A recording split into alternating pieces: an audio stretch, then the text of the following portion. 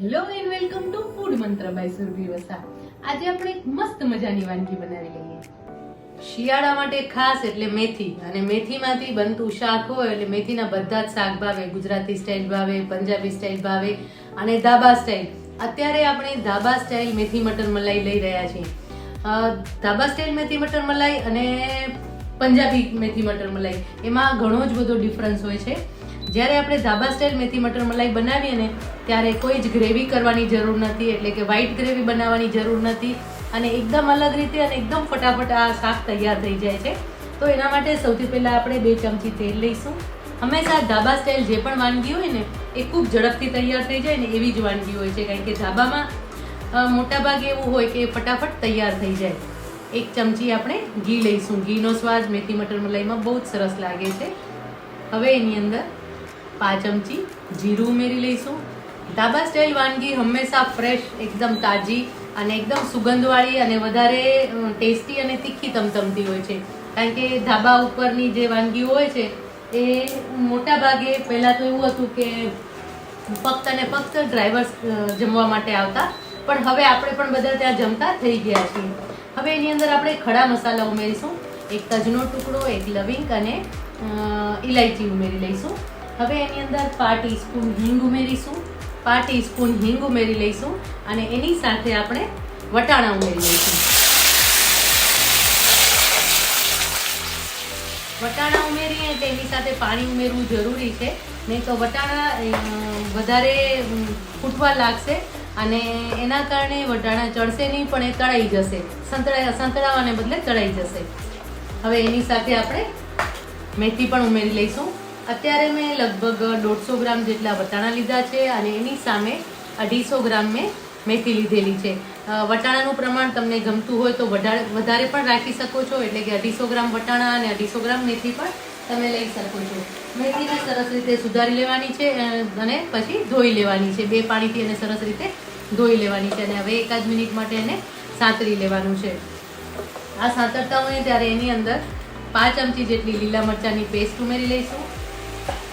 એની સાથે 1 ટીસ્પૂન મીઠું પણ ઉમેરી લઈશું, જેથી કરીને શાક છે એ સરસ રીતે સતળાઈ જાય. સરસ મેથીનું પણ પાણી છૂટું પડ્યું છે અને મેથી એકદમ સરસ અંદર શ્રિંક થઈ ગઈ છે. હવે એને ઢાંકીને આપણે 2 થી 3 મિનિટ સુધી થવા દઈશું. ચેક કરી લઈએ. વાહ, એકદમ મસ્ત મેથી સરસ સતરાઈ ગઈ છે અને વટાણા છે એ પણ સરસ સોફ્ટ થઈ ગયા છે. જો તમને દેખાય છે ને કે એ પણ સરસ સોફ્ટ થઈ ગયા છે. હવે એની અંદર આપણે 2 નંગ ટમેટા લીધા છે, જેને છીણી લીધા છે. લગભગ 150 થી 200 ગ્રામ જેટલા ટમેટા છે અને એને છીણી લીધા છે, એ ઉમેરી લઈશું અને એને પણ કૂક થવા દઈશું. ટમેટાની કચાશ દૂર થાય અને સરસ રીતે ચડી જાય ને ત્યાં સુધી એને કૂક થવા દેવાના છે. અને આ શાક, આ ટમેટા હંમેશા આપણે જ્યારે પણ કોઈ શાક બનાવતા હોય, અને ખાસ કરીને પંજાબી શાક બનાવીએ ત્યારે કાં તો ટમેટાની ગ્રેવી કરી લેતા હોય છે, ક્રશ કરી લેતા હોઈએ છીએ, અને કાં તો ટમેટાને સાંતળી અને પછી ક્રશ કરતા હોય છે. પણ જ્યારે તમે ધાબા સ્ટાઇલ કોઈ શાક બનાવતા હો ત્યારે એમાં જો ટમેટા છીણીને લેશો ને તો એનો માવો પણ બહુ સરસ બનશે અને એનો સ્વાદ એકદમ અલગ જ આવશે, રૂટીન કરતાં એકદમ અલગ આવશે. ફરીથી આપણે આ મિશ્રણને ઢાંકીને લગભગ 2 થી 3 મિનિટ સુધી થવા દઈશું, જેથી કરીને ટમેટા એકદમ સરસ રીતે ચડી જાય. ટમેટા એકદમ સરસ ચડી ગયા છે. થોડું પાણી ઉમેરી દઈશું. અત્યારે 2 થી 3 ચમચી જ પાણી ઉમેર્યું છે અને હવે મસાલા ઉમેરી લઈશું. હવે બધા જ મસાલા ઉમેરી લેવાના છે. ફ્લેમને સ્લો કરી દેવાની છે. હવે એની અંદર 2 ટીસ્પૂન લાલ મરચું પાવડર લઈશું. 2 થી 3 ચમચી ધાણા જીરું પાવડર લઈશું. 1/4 ટીસ્પૂન હળદર લઈશું. ચપટી સૂંઠ પાવડર ઉમેરીશું. આના કારણે શાકનો સ્વાદ બહુ જ સરસ લાગે છે. 1 ચમચી કિચન કિંગ મસાલો ઉમેરીશું. 5 ચમચી ગરમ મસાલો ઉમેરી લઈશું. મિક્સ કરી લઈશું. થોડું પાણી ઉમેરી અને મિક્સ કરીશું, જેથી કરીને મસાલા એકદમ સરસ રીતે કૂક થઈ જાય. આ શાક બનતા 5 જ મિનિટ લાગે છે અને એકદમ ફટાફટ તૈયાર થઈ જાય છે. જો મેથી તૈયાર હોય, ઘરમાં હાજર પડી હોય અને વટાણા ફોલેલા પડ્યા હોય તો સાંજના આ શાક બનાવવાની બહુ જ મજા આવે છે. પરોઠા સાથે સરસ લાગે છે, રોટલા સાથે પણ આ શાક બહુ જ સરસ લાગે છે.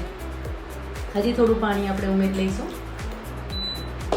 1 મિનિટ માટે કૂક થવા દઈશું. હવે એની અંદર છીણેલું પનીર ઉમેરી લઈશું. ફ્લેમને સ્લો કરી દેવાની છે. પનીરના કારણે સરસ બાઇન્ડિંગ પણ આવી જશે અને શાકનો સ્વાદ પણ બહુ જ સરસ આવશે.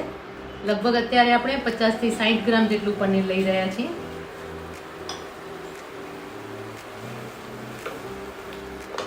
એની સાથે 2 ચમચી મલાઈ ઉમેરી લઈશું.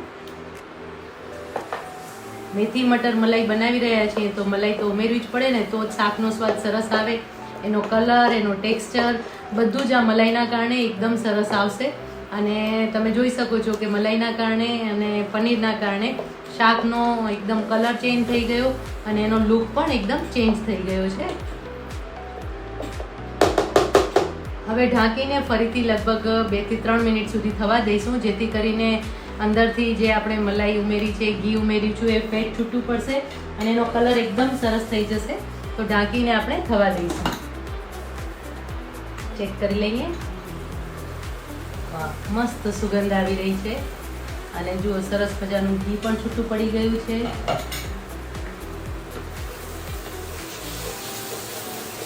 શાક પણ એકદમ સરસ લાગી રહ્યું છે.